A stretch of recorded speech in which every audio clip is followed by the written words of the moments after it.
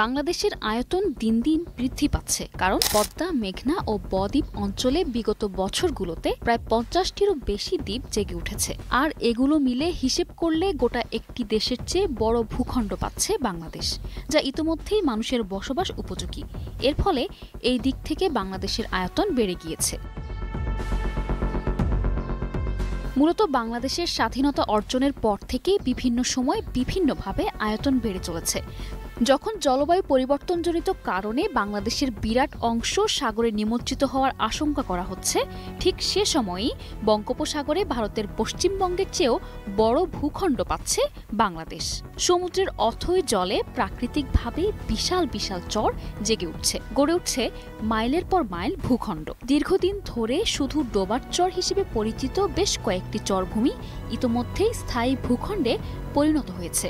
বঙ্গোপসাগরে ২-৩ বছর ধরে জেগে থাকা এসব দ্বীপখণ্ড ভরা জোয়ারেও আর তলিয়ে যাচ্ছে না, বরং বাংলাদেশকে ডুবাতে ভারত যে পানি ছেড়ে দিচ্ছে তা যেন আশীর্বাদ হয়ে উঠেছে। পরিসংখ্যান বলছে বাংলাদেশ পৃথিবীর বৃহত্তম বদ্বীপ। সুদূর ভুটান, নেপাল, হিমালয় থেকে নদীগুলো উৎপন্ন হয়ে পথে প্রায় ১ বিলিয়ন মেট্রিক টন পলি বা সেডিমেন্ট বয়ে নিয়ে বঙ্গোপসাগরে ফেলছে, যার বেশিরভাগ পলি মহীসোপান পার হয়ে গভীর সমুদ্রে হারিয়ে যাচ্ছে। আর এখান থেকে সৃষ্টি হয় নতুন নতুন চর বা দ্বীপ। এদিকে ১৯৭০ সালে বাংলাদেশের ভোলায় আঘাত হানে প্রলয়ঙ্কারী ঘূর্ণিঝড় সাইক্লোন ভোলা। সেই ৭০-এর সাইক্লোনের বঙ্গোপসাগরে জেগে ওঠে একটি দ্বীপ, নিউমুর বা দক্ষিণ তালপট্টি দ্বীপ।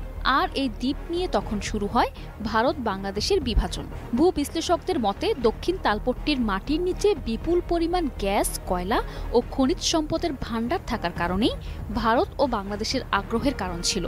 এছাড়াও দ্বীপের আকার বেড়ে গেলে তা বঙ্গোপসাগরীয় অঞ্চলে সামরিক শক্তি বৃদ্ধিতে সহায়তা করার বিষয় তো ছিলই। বিবাদমান বিরোধের মধ্যেই বাংলাদেশে তৎকালীন প্রেসিডেন্ট জিয়াউর রহমান দ্বীপটি বাংলাদেশের দাবি করে বিভিন্ন তথ্য, উপাত্ত ও স্যাটেলাইট ছবি পেশ করেন, কিন্তু তাতেও মানতে নারাজ ভারত। এরপর ভারতীয় যুদ্ধজাহাজ পাঠায় এবং সেখানে বিএসএফ সীমান্তরক্ষী বাহিনী চৌকি স্থাপন করে। এরপর বসে থাকেনি বাংলাদেশ, কোস্ট গার্ডের ২টি গান বোট প্রেরণ করে। এরপর অস্ত্রের যুদ্ধে না জড়িয়ে ভারত দক্ষিণ তালপট্টি দ্বীপ থেকে সেনা প্রত্যাহার করে নেয় এবং দ্বীপটিকে নো ম্যানস ল্যান্ড ঘোষণা করে।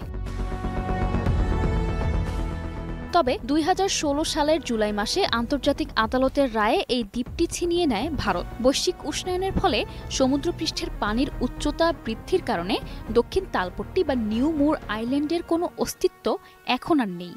দ্বীপের সম্পূর্ণ অংশ আবার সমুদ্রগর্ভেই তলিয়ে গেছে। আর তাতে ভারতের কপাল পুড়লেও বাংলাদেশকে দুহাত ভরে দিচ্ছে সৃষ্টিকর্তা। একটি চর ভারত নিয়ে গেলেও চর কুকরিমুকরি, চর ওসমান, চর কামাল, তারুয়া দ্বীপ, চর গাঙ্গুলিয়ার মতো নতুন চর জেগে উঠেছে।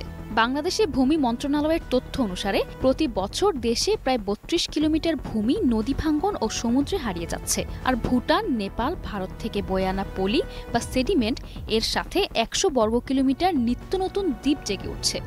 কোনোটি স্থায়ী অবকাঠামো পেয়েছে। এ থেকেই বোঝা যায় সমুদ্র পৃষ্ঠ থেকে উচ্চতা বেড়ে গেলে বাংলাদেশ একসময় ডুবে যাবে, এ ধারণাটা পুরোপুরি ঠিক নয়। তার কারণ প্রতি বছর নতুন নতুন দ্বীপ প্রাকৃতিকভাবে জেগে উঠছে এবং ভারত থেকে বয়ে আসা সেডিমেন্ট ক্রস ড্যাম বাঁধ দিয়ে আটকাতে পারলে আগামী কয়েক দশকে প্রায় ২,৫০,০০০ বর্গ কিলোমিটার ভূমি মূল ভূখণ্ডের সাথে যুক্ত করা সম্ভব, যা প্রায় ভারতের পশ্চিমবঙ্গের সমান ভূখণ্ড হতে পারে।